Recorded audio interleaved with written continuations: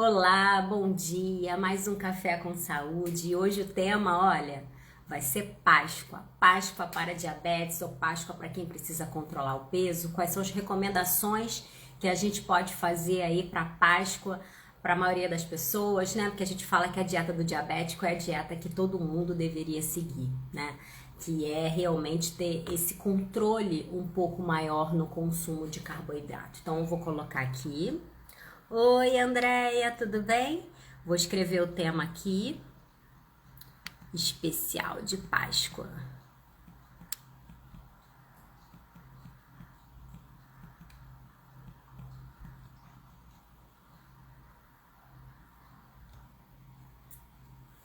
Bom dia, né? Nossa, que calor que tá aqui no Rio de Janeiro, né, Andréia? Nossa, já acordo assim, suada, com o ventilador em cima de mim, mas muito suada. Tomei um banho, molhei o cabelo, mas já tô aqui, ó, suando de novo.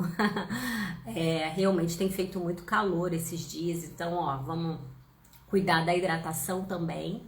Eu tô fazendo live, né, 2 vezes por semana, terça e quinta, mas a partir da semana que vem eu já pretendo começar a fazer as lives diárias, tá? Porque daqui a pouquinho, gente, vou lançar o segundo, nosso segundo curso. O primeiro foi de controle de exames laboratoriais, né? E agora vai ser específico para o controle da glicose. Então, se você conhece alguém que tenha problema de insulina alta, pré-diabetes ou até mesmo já o diabetes instalado, tá? Fica de olho porque daqui a pouquinho eu vou abrir a segunda turma. Então hoje, né, eu escolhi falar sobre a Páscoa. Por que eu escolhi falar sobre a Páscoa hoje, né? A gente está tendo aí várias informações a respeito do Covid, e aí, né, o Rio de Janeiro vai ter que, né, provavelmente isso vai acontecer, né, que é ter esse feriado aí de 10 dias, que a gente possa ficar mais em casa. Na verdade, eles estão antecipando apenas, né, o feriado do Tiradentes, né, de São Jorge, que seria dia 21 e dia 23, e né, a Páscoa vai ficar na data mesmo, mas tá muito pertinho já, e eu sei que as pessoas querem ter uma ideia do que fazer, né, nesse dia. A gente acaba realmente fazendo um feriado santo, né, vem desde a quaresma, e as pessoas costumam fazer, nesse período da quarentena, algum tipo de restrição na sua alimentação. Então algumas pessoas param, olha, eu não tô comendo carne vermelha esses 40 dias que antecedem a Páscoa. Então algumas pessoas, olha, eu não tô comendo doce nenhum. Elas, né, fazem algum sacrifício, algum tipo de jejum, para que no domingo de Páscoa seja realmente aquela ceia, né? Aquela refeição um pouquinho mais farto. E aí nesse dia, oi, Kátia, tudo bem? A gente acaba exagerando um pouco nas quantidades, até porque geralmente a Páscoa tem um sinônimo muito forte aí com o chocolate. Acho que são 2 alimentos que entram com muita frequência na Páscoa, que é o peixe, né? Geralmente não se come, carne vermelha, né? Na sexta. Na sexta-feira santa, geralmente as pessoas, na sexta-feira santa a gente já não consome, né, carne, geralmente o consumo de pescado é muito maior, e no domingo de Páscoa também a maioria das pessoas fazem bacalhau e realmente muito chocolate. E aí se perguntam, né? Mas quem é diabético pode consumir chocolate? Eu diria assim, gente, quem é diabético pode comer de tudo. Desde 1994, a Associação Americana de Diabetes, né, que a gente fala com essa sigla que é a ADA, é um órgão que a gente tem como uma grande referência, tá? Por quem tem diabetes. Desde 1994 que a gente tenta colocar na cabeça das pessoas que o açúcar é tão prejudicial como qualquer outro carboidrato se consumido em excesso, seja para um diabético ou seja para um não diabético.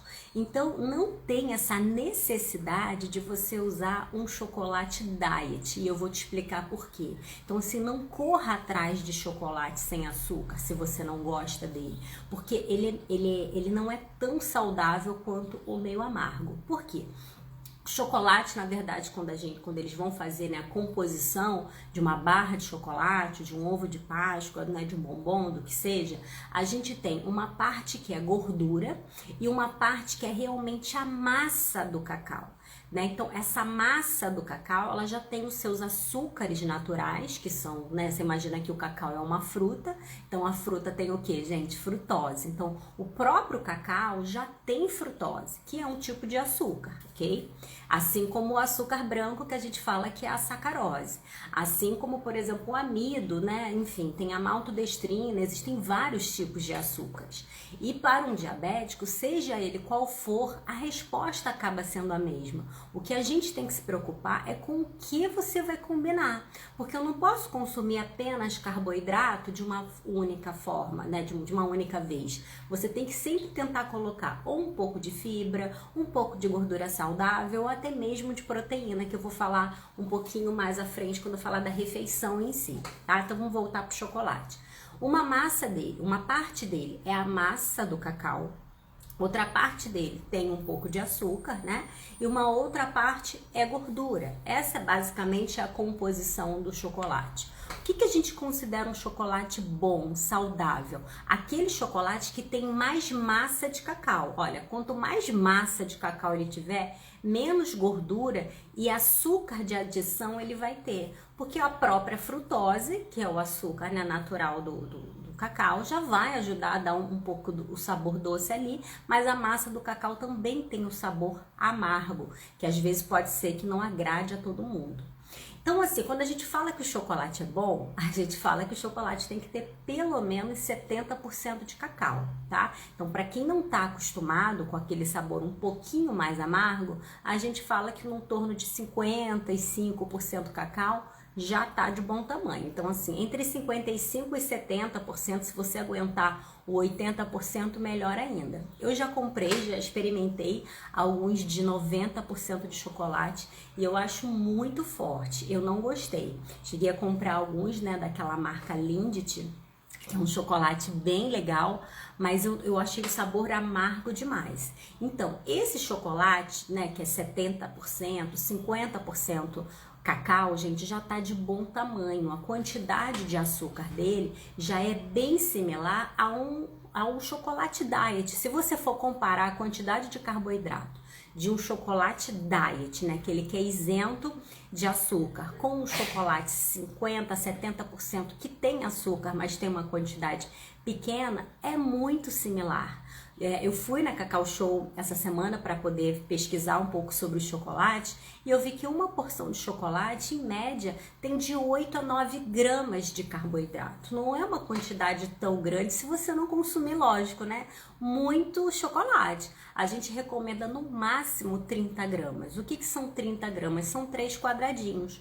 Ou eu gosto muito aquele quadradinho que vende na Cacau Show, que são só 5 gramas, né? Então ali você pode consumir 3, 4, até entre 20 gramas e 30 gramas de chocolate ao dia, traz até muitos benefícios, tá? Esse chocolate amargo, que é em torno de 55, 70% cacau, ele tem benefícios para a saúde, até para quem é diabético, tá? Ele é rico em polifenóis, é um antioxidante. O que acontece com esse polifenol? Ele ajuda a controlar bastante os teus níveis de colesterol, então quem é diabético tem uma propensão a ser hipertenso também e tem uma propensão a aumentar o colesterol. Isso é fisiológico mesmo, tá? Isso já é característico da doença. Por isso que quem é diabético precisa cuidar também dos outros órgãos, não só do pâncreas, mas a gente cuida do coração, né? Cuida da circulação, cuida do rim, cuida da parte neurológica, a gente tem que cuidar tudo porque o açúcar alto ele vai inflamando todos os seus órgãos. Então, como eu estava voltando, né, em relação ao chocolate, esses polifenóis vão agir diretamente no controle da hipertensão.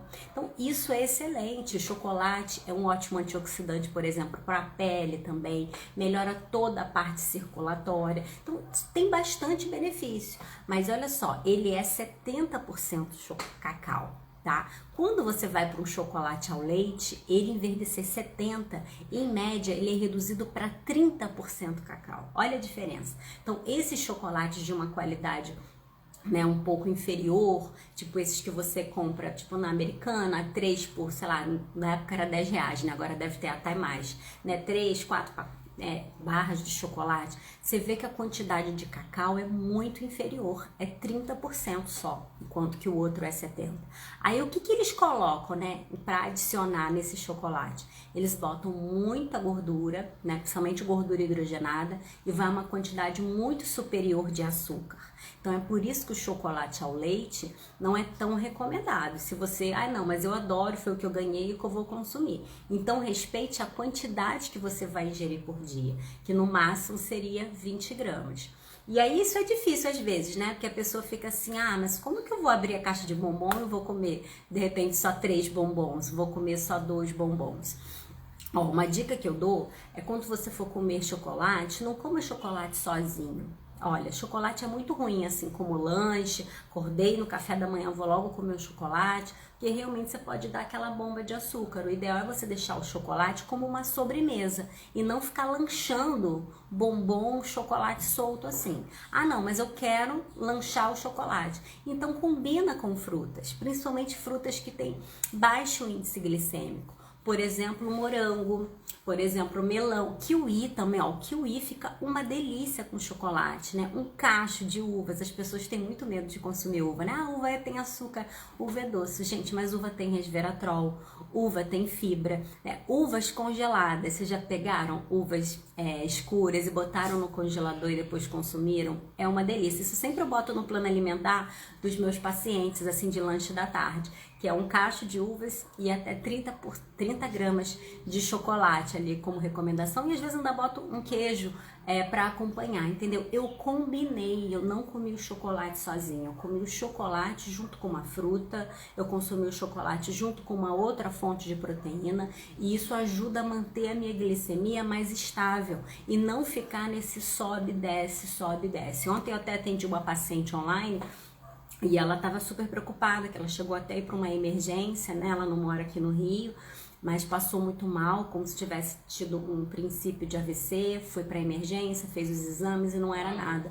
Mas a impressão que me dava, quando ela me falou da alimentação e todos os sintomas, que pode ser um sobe e desce de glicose, né? Então, quando a gente não tem a glicemia estável, ela sobe, ela desce, isso também causa um mal-estar enorme e aumenta muito a fome também, tá? Então, eu falei do chocolate amargo, né? Falei do chocolate ao leite, agora eu vou falar do chocolate branco. O chocolate branco eu confesso que é o meu preferido, tá? Eu amo chocolate branco, mas de benefício ele não tem nada. Ele não leva essa massa de cacau, ele só leva manteiga de cacau. Então, assim, é um chocolate que tem bastante açúcar, bastante gordura e a parte mesmo desses polifenóis que eu encontro no chocolate escuro, o branco ele é desprovido, então ele não tem benefício. Quando você quiser comer o branco, compre, mas simplesmente porque você gosta, um pedacinho pequeno e com baixa frequência. Agora dizer que ele é um chocolate maravilhoso, que ele traz benefício para a saúde, não traz, tá? O chocolate branco não tem benefício nenhum, tá? Então tem que consumir realmente com muita moderação. A gente ainda tem, né, o chocolate orgânico, que eu também gosto bastante, porque assim, assim como os peixes, tá? Que eu vou deixar para falar um pouquinho lá na frente. Mas o chocolate, né, todo o alimento que a gente produz em larga escala, ou seja, a produção é muito grande, né, nas terras, como por exemplo o cacau, você acaba tendo uma quantidade muito grande de agrotóxico quando você vai fazer o plantio, né, dessa fruta. E aí aquele solo, ele meio que fica esgotado e as pessoas, né, os agricultores acabam tendo que usar muito mais fertilizantes e substâncias químicas naquele solo.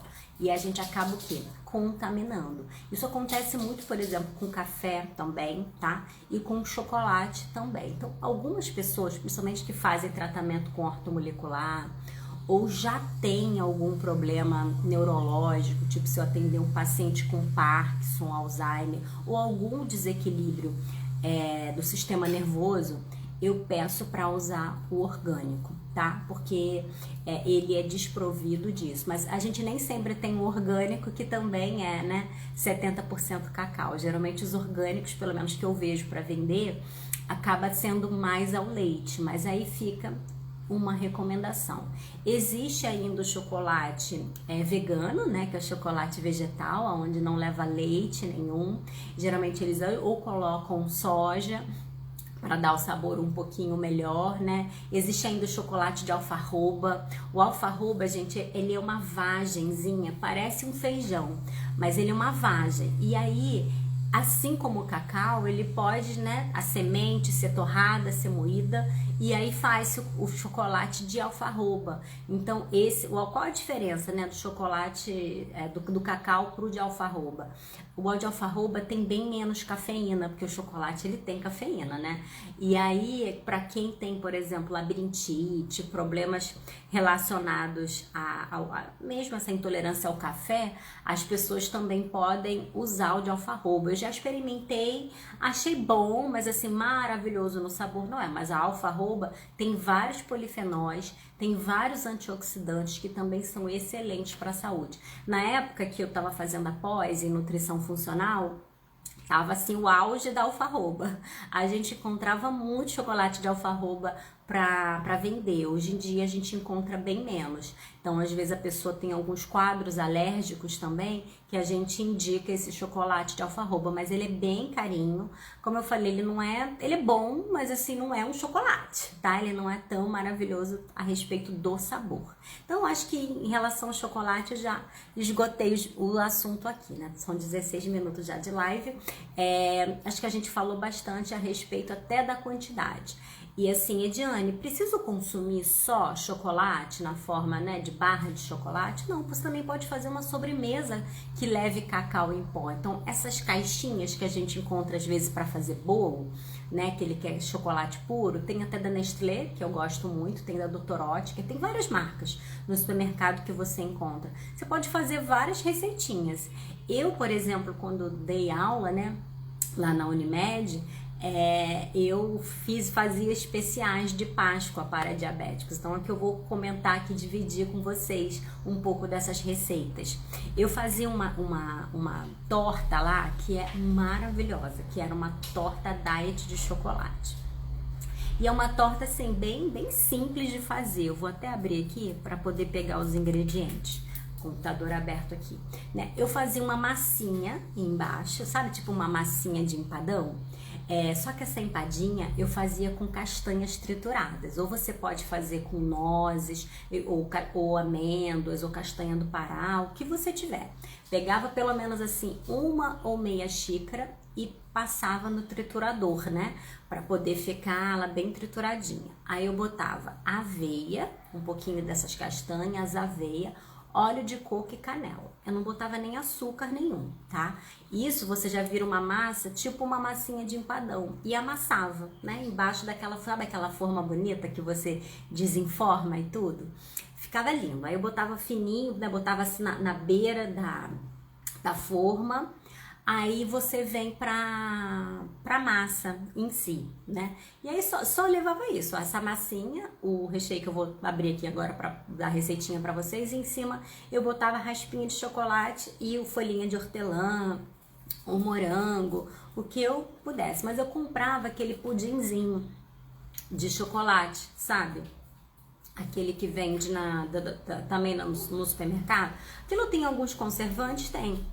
Mas eu comprava assim pela facilidade que é de você ter. Senão você pode simplesmente fazer um mingau de chocolate, tá? Que aquele pudim, aqueles flanges de chocolate, nada mais são que um mingau. Você pode misturar leite ou leite de amêndoas com cacau mesmo, ali um pouquinho de amido de milho para fazer aquele mingau e virou um pudim. Às vezes você pode botar uma essência de alguma coisa para intensificar o sabor. Você pode usar essência de rum, que eu acho que fica bem, combina muito bem com o chocolate, ou até mesmo a baunilha. Mas olha, vou falar aqui como que eu fiz o recheio. Ia um pudim desse, uma colher de sopa de cacau, que ainda adicionava mais o cacau para ficar mais forte, uma embalagem de creme de leite light, e eu ainda botava uma xícara mais ou menos de doce de leite diet também, tá? Se você não quiser fazer diet, gente, como eu tô falando, você pode fazer normal, tá? com açúcar mesmo, mas usa uma quantidade um pouco menor. E não é muito, tá vendo? Era uma xícara, eu batia tudo no liquidificador. O mingau de chocolate que eu fiz, o creme de leite, ainda botava mais um envelope de gelatina sem sabor e o doce de leite diet. Só isso. Batia no liquidificador, botava em cima dessa massa. E essa massa, gente, eu botava um pouquinho no forno, dá? Pelo menos 5, 10 minutinhos, o óleo de coco com aveia e essas nozes trituradas.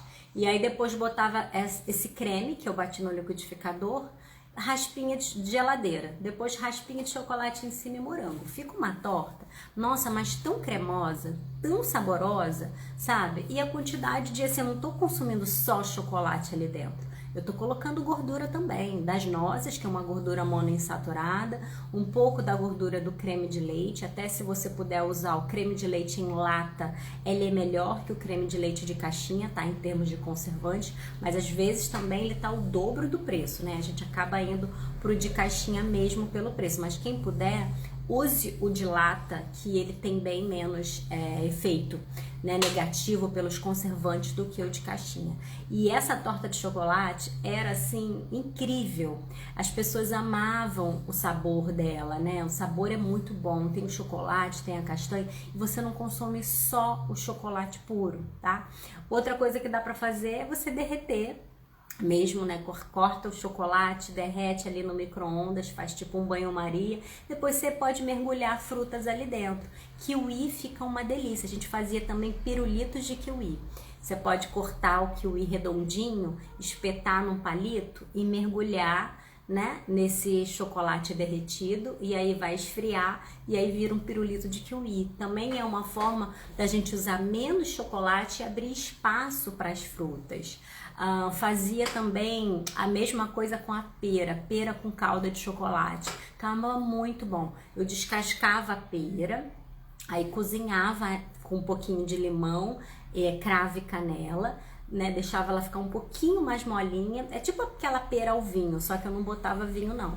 Eu deixava só ela com água e limão e cravo e canela. O limão é só para ela não escurecer. Deixava ela inteirinha, mas descascada. E aí depois que ela cozinhava, eu guardava na geladeira, derretia o chocolate, fazia uma calda e jogava assim na pera. Ficava muito bom. Então assim, você acaba usando muito da fibra da fruta, né? E o chocolate acaba sendo só um acompanhamento do que quando você come só chocolate, que a chance de você ultrapassar a quantidade é muito elevada. Então esgotamos o tema chocolate. Vamos falar sobre a comida em si da Páscoa, tá? E aí vamos falar dos peixes, né? Peixes, gente, é uma das melhores opções de proteína da nossa alimentação, porque tem uma digestão muito fácil, muito rápida. Você percebe quando você come um churrasco e quando você come peixe. O tempo de digestão de um e do outro é completamente diferente, né? A carne você almoça, às vezes você não consegue nem jantar. E o peixe você come, daqui a 3 horas, você, nossa, parece que eu nem almocei, tô morrendo de fome ainda. Porque a digestão da proteína do peixe é muito melhor, muito mais fácil, tá? Então, se não quer exigir muito do teu trato digestivo, tá com algum problema gástrico, vai no peixe, tá? Vai no frango cozido, que é muito melhor.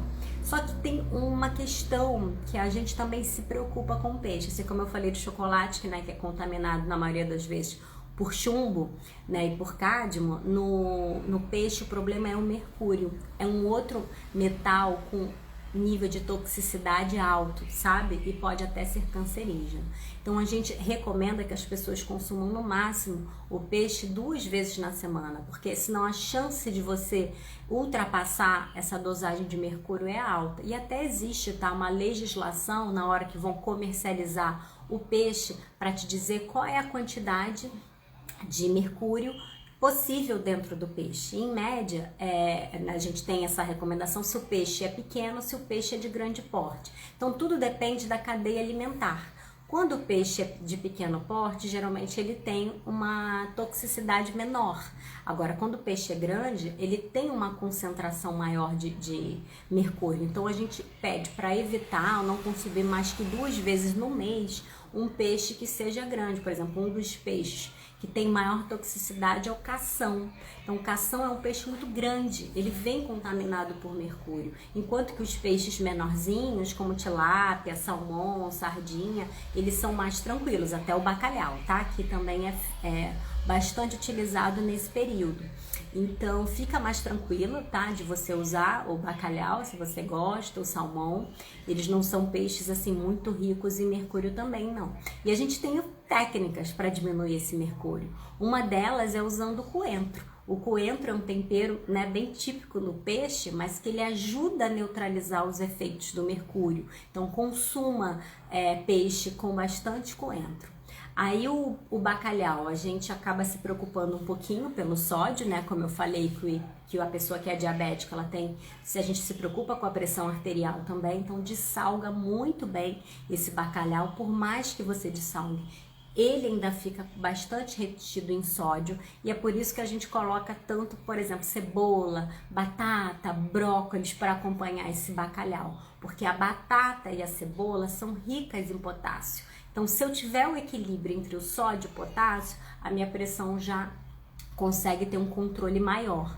Então, capricha nos vegetais, tá? Na hora de, se você for comer o bacalhau, e assim, eu não posso exagerar tanto na batata. A batata é maravilhoso, mas se eu ficar botando batata, arroz, farofa, não. Calma aí, tem a sobremesa, tem o chocolate. Então, pega leve com os acompanhamentos desse bacalhau. Então, vai fazer o bacalhau com batata, com brócolis, capricha numa salada verde só. Não dá para acompanhar um pouco mais de arroz. Ou você come arroz ou você come a batata.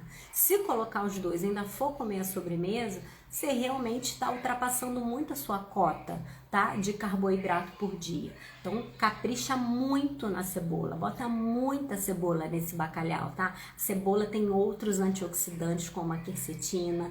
Rega bastante no azeite, que é uma gordura boa, e vai te ajudar a dar saciedade. Você não vai ficar tão...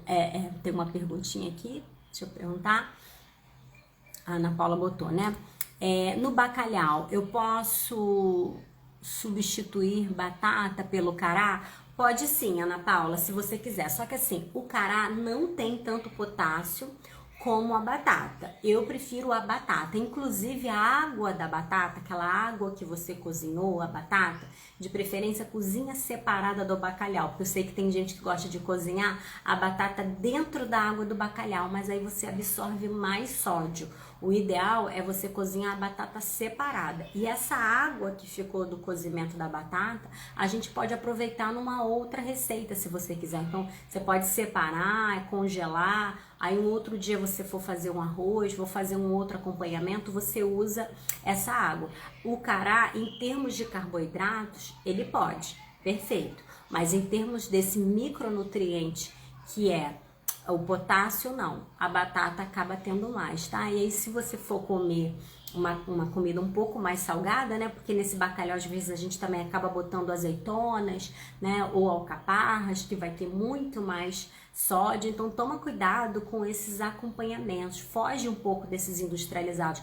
Tudo bem, azeitona, se for uma pequena quantidade, mas aí se a pessoa botar azeitona, palmito, né? Alcaparra, fica sódio demais, aí não é interessante.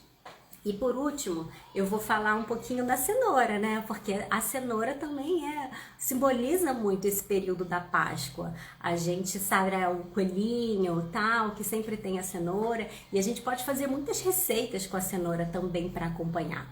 A cenoura é considerada um vegetal B, tá? Quando a gente vê a classificação, o vegetal A seria o brócolis, seria as folhas verdes, rúcula, alface. Esses a gente pode consumir à vontade, porque em termos de concentração de carboidrato é muito baixo. Você pode consumir à vontade. A cenoura não pertence, tá? Ao grupo A. A cenoura pertence ao grupo B. Em cada 100 gramas, eu conto uma cota de carboidrato, que são 15 gramas. Mas 100 gramas é coisa pra caramba. Então, o que eu gosto de colocar na cenoura, né? Eu adoro, quando você tem criança em casa, né? Fazer ali uma decoração com um rostinho, né? Você pode fazer tipo um rostinho de um coelhinho, botar um ovinho de codorna, fazer as orelhinhas. Isso é muito legal para você chamar as crianças ali da família para ajudar a montar essa salada. Você pode fazer um purê de cenoura. Semana passada até mostrei que eu fiz em casa, ficou uma delícia. Em vez de fazer o purê de batata, a gente faz o de cenoura, que a gente já reduz bastante o carboidrato. Só cozinhar na panela de pressão, ela vai ficar bem molinha. Depois eu passo no processador com um pouquinho de azeite e salsinha picada. Se você quiser, pode ainda refogar uma cebola, mas eu nem refogo, eu só bato isso mesmo. É salsinha com azeite e a cenoura bem cozidinha e vira um purê delicioso. Você também pode fazer soufflé de cenoura. Eu sempre coloco soufflé também como uma boa opção até de lanche, gente, da tarde, porque o soufflé, ele é uma receita que tem uma quantidade boa de proteína, né? E as pessoas têm muita dúvida, mas Edine, eu não sei fazer soufflé, como que eu faço um soufflé? Olha, soufflé, a base é um molho branco. Você pode refogar um pouquinho de cebola com azeite, joga leite, um pouquinho de amido de milho ou farinha de trigo. Eu sempre prefiro o amido porque não tem o glúten. Aí eu dou uma temperadinha, né, com noz moscada, mexo, eu não boto creme de leite. Fica só aquele molho branco, tipo um mingau salgado, temperado com noz moscada. Dali você pode jogar a cenoura ralada e pegar a clara em neve, bater e misturar ali, então vai ficar bem aerado. A gema eu também aproveito, nesse próprio mingau que eu fiz, por último eu acrescento a gema. Aí depois você coloca o vegetal que você quiser, eu boto bastante cenoura e salsinha picada e por último envolvo nas claras em neve. E vai pro forno com um pouquinho de queijo ralado por cima, fica assim bem aerado, é uma delícia, né? É uma forma de você colocar a cenoura ali dentro também. E fora isso, fazer saladas, né? Cenoura raladas, que muita gente gosta, aprecia. Eu gosto muito de salada de cenoura ralada com coco ralado. Os dois juntos, gente, também fica maravilhoso. Se você pegar cenoura ralada com coco ralado e alface, botar um tomatinho cereja, fica uma salada assim diferente e com baixo índice glicêmico, né? Porque o coco tem fibra, o coco tem uma gordura boa também. Então a gente pode tá colocando, né, essas opções aqui todas que eu tô dando para Páscoa para vocês. E eu acho que o diabético tá só para reforçar. Eu acho não, tenho certeza, tá? Que não precisa ficar correndo atrás de chocolate diet. É aquela coisa da gente estar se enganando que é sem açúcar eu posso consumir numa quantidade maior. Não, não faça isso. Compre o comum, o que você gosta mesmo, mas controle a quantidade. O chocolate diet, né, tô reforçando aqui, ele tem muito mais gordura que o comum e essa gordura que é adicionado não é a gordura boa. É uma gordura que é muito prejudicial para suas taxas de colesterol e para o seu ganho de peso. O chocolate diet normalmente ainda é bem mais calórico por ter mais gorduras que o chocolate convencional. Então não pense que o açúcar ele é tão prejudicial como qualquer outro carboidrato, né? Se tiver em excesso. Então é só a gente controlar a quantidade.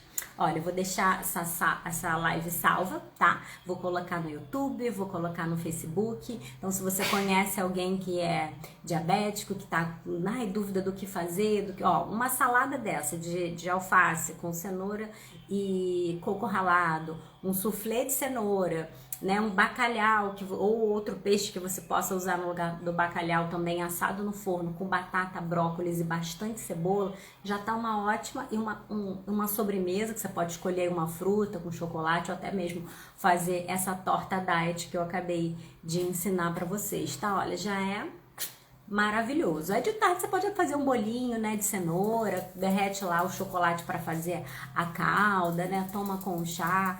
Tenta pegar muito leve no café da manhã nesse dia também. Tenta ser, sei lá, só um café com ovo para deixar os carboidratos mais para a hora do almoço e para a hora do lanche da tarde, tá bom? Ó, obrigada aí pela presença de vocês, tá? Quinta-feira tem live de novo. Tchauzinho.